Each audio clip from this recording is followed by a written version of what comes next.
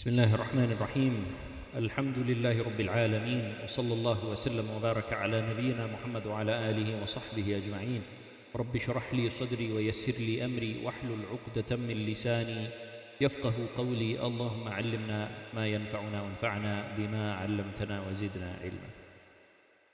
Last week we spoke about the Fatimi Egyptian minister, the Grand Minister of Egypt, a man named Shawar, and how he caused so many problems for the Muslims, such to the extent that even the Fatimi Khalifa himself, Al-Adid, he got sick of this guy for all of the fitna that he was creating. He was calling for the Christians to help, he was calling for Nuruddin Zengi to come and help him, he was betraying this person, he was betraying that person. He was a man of such treachery that even his own Khalifa, Al-Adid, the Fatimi Khalifa, got sick of him, and Al-Adid called Nuruddin Zengi to come and help him to get rid of this man. So Nuruddin Zengi, he saw this as an opportunity to set his foot in Egypt, and Egypt was a very important strategic land that Nuruddin wanted under his control. So he saw this as an opportunity. So he sent his main commander, Shirkuh, with his army to Egypt to help Al-Adid, the Fatimi Khalifa, defeat this minister, Shawar. So Shirkuh, he comes with his army into Egypt. Al-Adid allows him to enter Cairo, and Shirkuh and his army defeat Shawar. The nephew of Shirkuh was Salahuddin, and Salahuddin actually killed Shawar. He beheaded him and he presented his head to Al-Adid, the Fatimi Khalifa. So this was the end of this minister of Egypt, who was a man of treachery, a man of betrayal, a man who caused so many problems. This was his end. So after Shawar, this minister, was killed by Salahuddin, Al-Adid, the Fatimi Khalifa of Egypt, he appointed Shirkuh to take his place as the Grand Minister of Egypt. So now Shirkuh, being the Grand Minister of Egypt, this was something that was very good for the people of Egypt, and the people of Egypt, they welcomed this, because Shirkuh was not an Ismaili, he was not Fatimi, rather he was from Ahlus Sunnah. So the people of Egypt, even though they were ruled by the Fatimids, the general population of Egypt, they were not Fatimids, they were not Ismailis, rather they were Sunnis. So now that they had a Sunni minister, they were very happy with this. And Shirkuh was a just man, he was a man of generosity as well, right? So alhamdulillah, the people of Egypt, they loved him. But sadly, Shirkuh died 2 months later. He was appointed as the Grand Minister of Egypt, then he died 2 months later. So Al-Adid now, the Fatimi Khalifa, he had to appoint a replacement for Shirkuh. So who did he appoint? He appointed Salahuddin as the replacement for his uncle Shirkuh. Salahuddin Ayyubi then became the main wazir, or the Grand Minister of Egypt, and basically he became the de facto ruler of Egypt.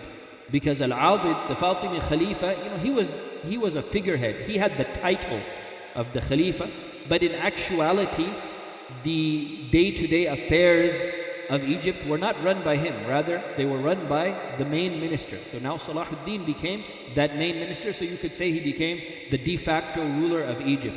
And the Fatimi Khalifa, Al-Adid, actually gave Salahuddin the title Al-Malik Al-Nasir. Al-Malik Al-Nasir, the victorious king. So Salahuddin, he started his rule of Egypt as the Grand Minister of Egypt with generosity towards the people. He was just towards the people, and the people really loved him. Just like they loved his uncle Shirkuh, they loved Salahuddin as well. So now that Salahuddin has basically taken control of Egypt, that means Egypt has been added now to Nuruddin's lands. Because Nuruddin, he was the ruler of these lands. And Salahuddin was under Nuruddin, right? So now Egypt has come under the control of Nuruddin through Salahuddin. So the Christians started to panic. They started to panic in Sham, they started to panic in Palestine, and they started to panic in Europe as well. Now that the Muslims have taken Egypt, they felt that this was a great danger to them. The Christians felt this. Why? Because Nuruddin had control of Sham, or most of Sham by this time, most of Syria. Now he also has control of Egypt. So if you look at the map of this region, where is Palestine? Palestine is between Sham and Egypt. Sham is to the north, Syria is to the north of Palestine, and Egypt is to the south of Palestine. So the Christians, they still had Palestine, they had Jerusalem, but now they are basically sandwiched by Nuruddin. Nuruddin has Syria to the north of them, and Nuruddin also now has Egypt to the south of them. Right? So the Christians thought that this is a great danger to them, and they started to panic. The Christians in Sham started to panic, and the Christians in Europe also started to panic. And they were actually shocked. How has Nuruddin successfully been able to take control of Egypt? They never thought that this would happen, but it happened. So the Christians were very scared at this time. So what they decided to do is try to take control of Egypt. The Christians decided to try to take control of Egypt. They thought if we can take Egypt away from the Muslims, then this threat will not be as severe. So they decided to send a Crusader army towards Egypt. They sent soldiers from Europe towards Egypt, and they sent soldiers from Sham and Palestine towards Egypt as well. So the Christians actually, they attempted to attack Egypt from three angles. From Europe by the Mediterranean Sea, from the direction of Palestine also through the Mediterranean Sea, and by land from the direction of the Sinai Peninsula. That's between Palestine and Egypt. There's a small peninsula between Palestine and Egypt, the Sinai Peninsula. So by land, they attempted to come into Egypt through the Sinai Peninsula, and by sea, by the Mediterranean Sea, they came from Europe and they came from Palestine. And their goal was to come into Egypt and to take Egypt away, take control of Egypt away from Salahuddin. That was their goal. So the sea forces that came from Europe and that came from Palestine through the Mediterranean Sea, they reached Egypt, they reached the city of Dimyat, which is not far from the coast of the Mediterranean, the northern coast of Egypt off the Mediterranean. And they laid siege on the city of Dimyat. So this became a problem for Salahuddin in Egypt. At this point, Salahuddin, he's still new, and he didn't fully establish his rule yet over Egypt. So now this became an added problem. Now these Christians have come, they have taken siege of the city of Dimyat, right?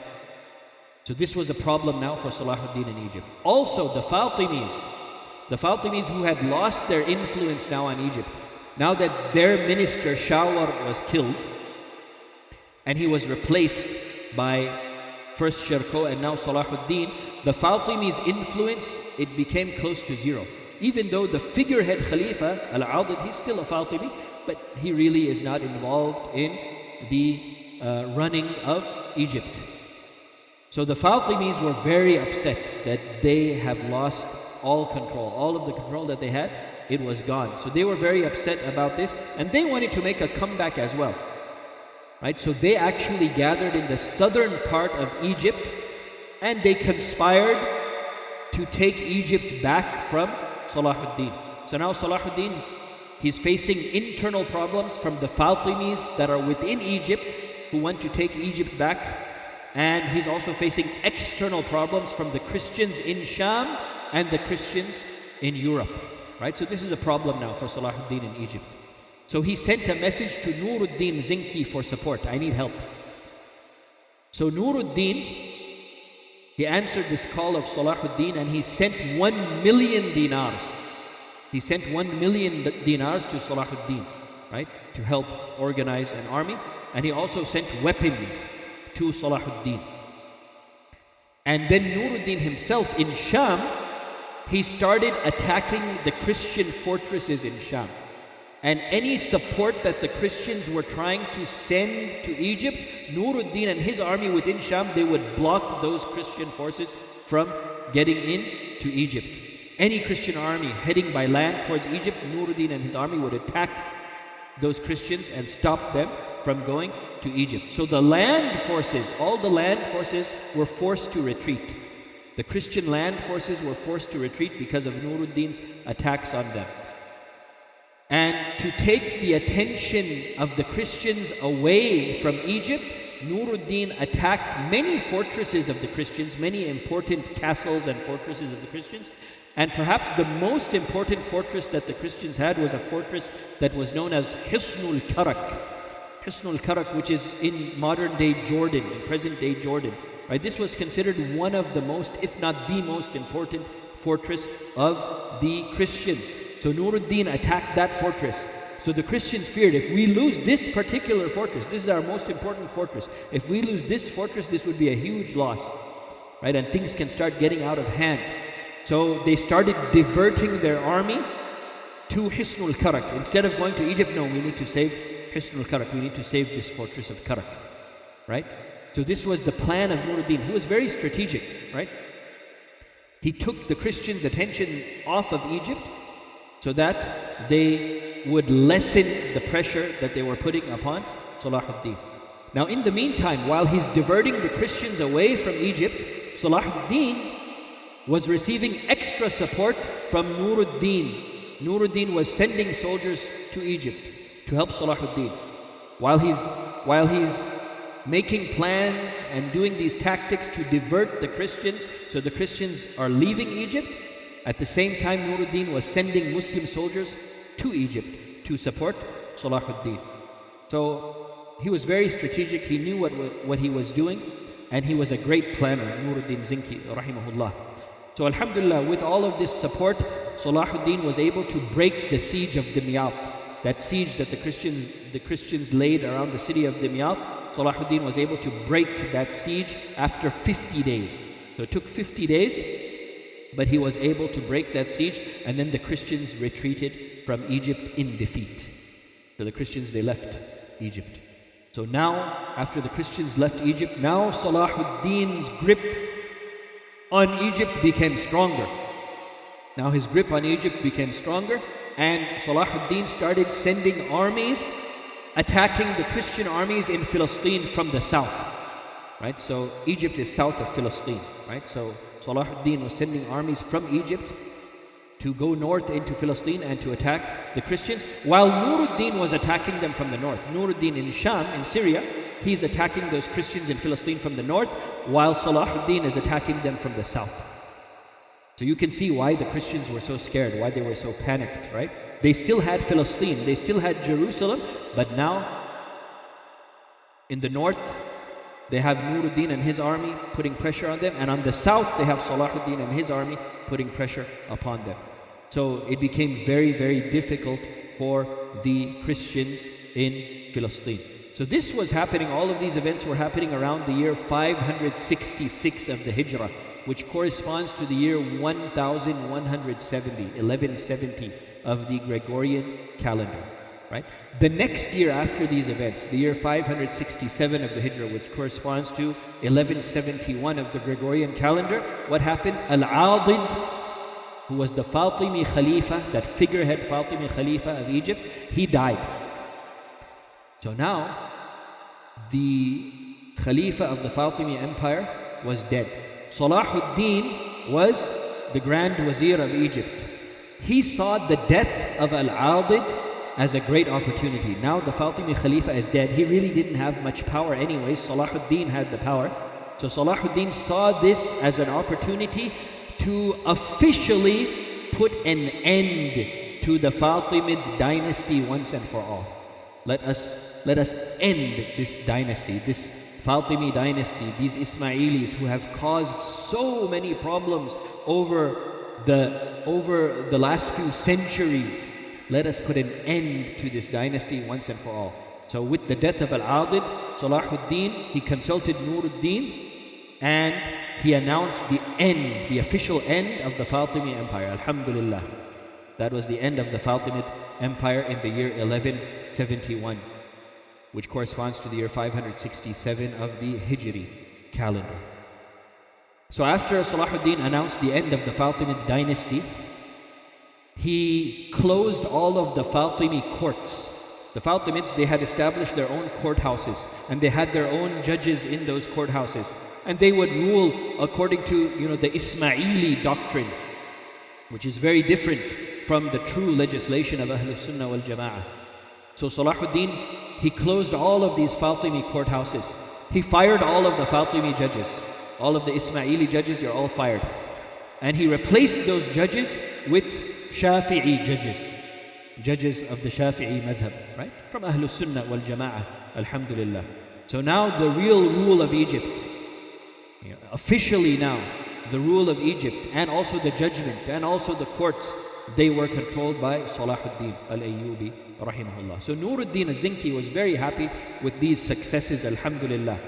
And with this, he spoke with Salahuddin, and Nuruddin wanted to announce a full-blown war now. Now we can announce a full-fledged war against the Christians from the north and from the south. Not just these battles, we can announce now a full-blown organized war against the Christians, with the goal of liberating Palestine and taking back Al-Masjid Al-Aqsa, taking back Jerusalem. So Salahuddin would fight from the south, from Egypt, and Nuruddin would fight from the north, from Syria, and they would go and converge into Palestine and take over Palestine. This is what Nuruddin wanted to do, and he wanted to start this big war immediately. But Salahuddin disagreed strategically with this at this point in time. He said, let's take it a little slower. He said, still, let me get a bit of a firmer grip on Egypt first, right? The Fatimi Empire has just fallen, but they ruled Egypt. The Fatimids ruled Egypt for 200 years, right? So Salahuddin was saying, look, yes, we have officially announced the end of the Fatimid dynasty, but there are still Fatimi people who may want to conspire against us, and they may try to revolt and take back Egypt from us again. So this threat is still there. This threat is still there. So let me make sure that things are stable first before we embark on such a big war. Because what if we embark on such a big war and then we have to deal with these Fatimids as well, right? It's going to be a problem. So Salahuddin said, let's just take it a little slower and let me get a firmer grip upon Egypt first. So Nuruddin, he really wanted to start immediately, but he said, okay. He said, okay, we will give you some time, but start preparing now. Start making your preparations now, and inshallah we will attack as soon as possible. As soon as you're ready, we will attack, and we won't delay it more than we need to. So Nuruddin was very motivated. He really wanted to take back Jerusalem. He really wanted to take back Al-Masjid Al-Aqsa. He was so motivated to take back Al-Quds and to take back Al-Masjid Al-Aqsa that in the year 569 of the Hijrah, which corresponds to the year 1173 of the Gregorian calendar, Nuruddin brought in the greatest carpenters and the best artists of the land, and he commissioned them to build a grand mimbar. He commissioned them to build a beautiful grand mimbar. So they built this beautiful mimbar, decorated and designed with beautiful designs, right? It was an amazing mimbar that Nuruddin built. And after it was finished, he said, Insha'Allah, I will place this mimbar in Al-Masjid Al-Aqsa.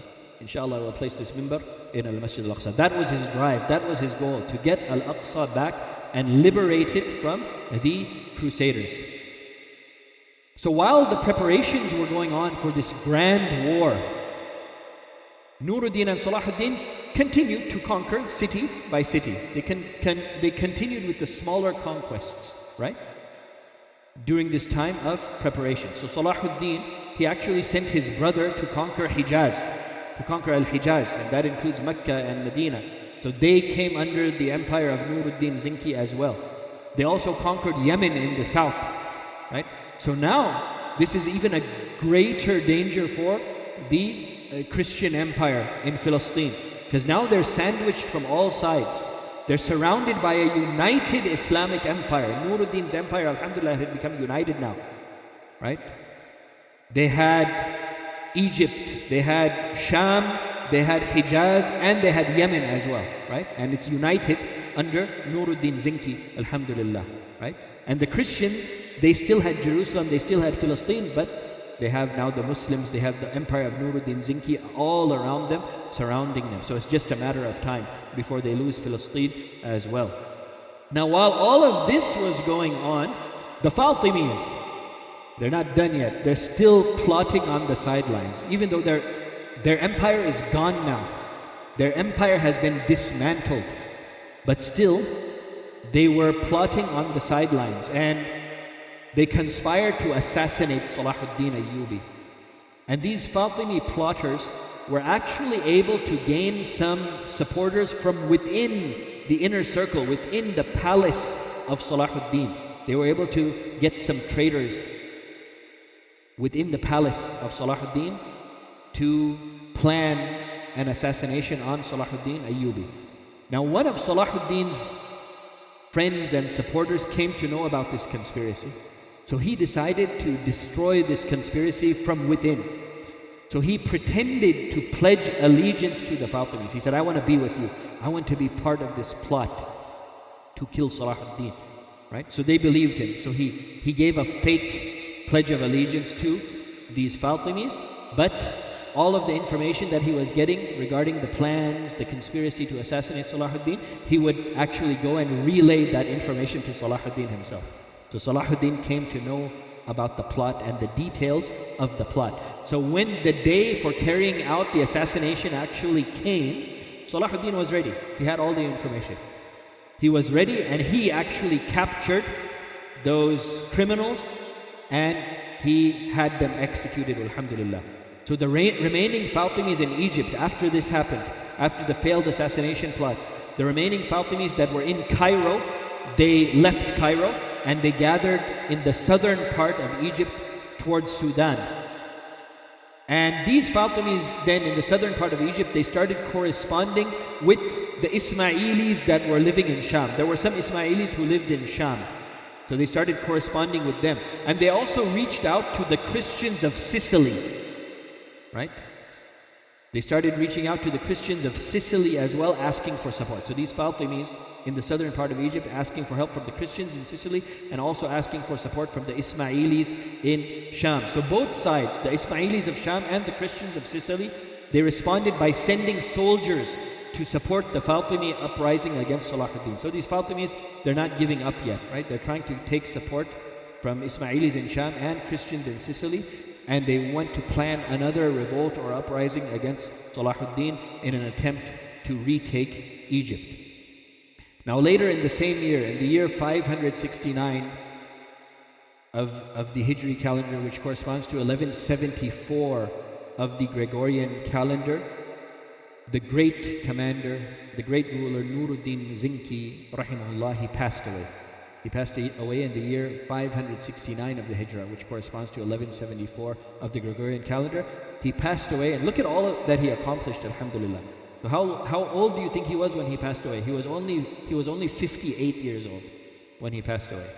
Nuruddin Zengi, rahimahullah. He accomplished so much. He spent the majority of his life in jihad in the way of Allah subhanahu wa ta'ala. Truly, Nuruddin Zengi, he is one of the great men in the history of this ummah. Right?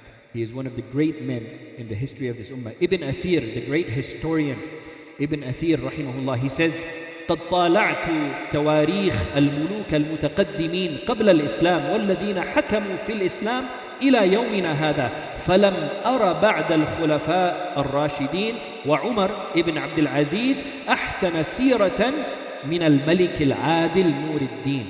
The great historian Ibn Athir, he said, I have researched and studied the history of the kings that came before Islam and also the rulers in Islam up to our present day. I have studied the lives of all of these rulers from before Islam, from pre-Islamic times to Islamic times to our day today.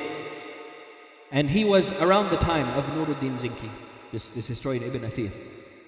He said, I have studied the seerah of all of these rulers and these kings, and I have not seen anyone from these rulers after the Khulafa al-Rashidin, that's Abu Bakr, Umar, Uthman and Ali, and also Umar ibn Abdul Aziz, right?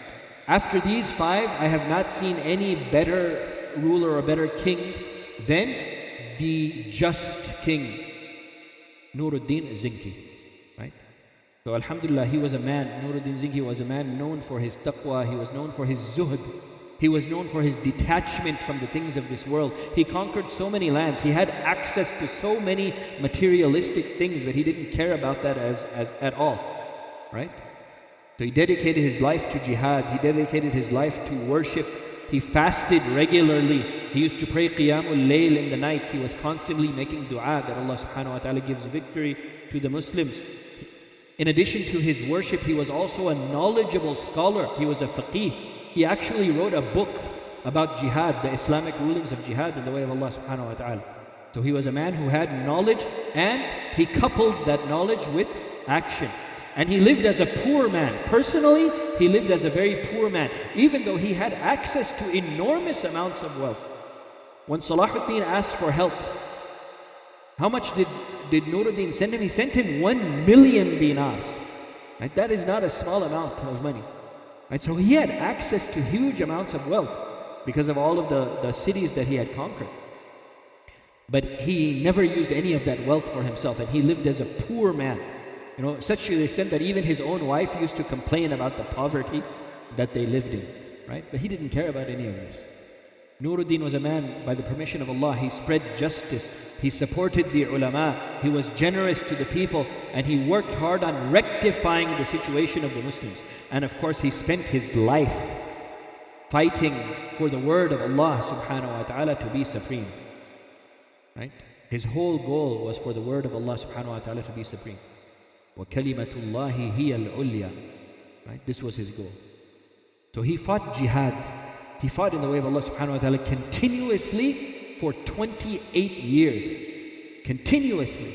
For 28 years he fought jihad in the way of Allah subhanahu wa ta'ala. And during this span of 28 years, he liberated 50 cities from the Christian Crusaders. Walhamdulillah. This was Nuruddin Zengi, one of the great men of the ummah of the Prophet Muhammad sallallahu alayhi wasallam. So we ask Allah subhanahu wa ta'ala to shower His mercy upon this great man Nuruddin Zengi, and may Allah subhanahu wa ta'ala grant him the companionship of the Prophet Muhammad sallallahu alayhi wasallam in Jannah. Inshallah, next week we will continue with our lessons on the history of the Holy Land bi'idhnillah. Jazakumullahu wa khayra wa barakallahu feekum. Wallahu a'lam wa sallallahu wa sallam wa baraka ala nabiyyina Muhammad wa ala alihi wa sahbihi ajma'in.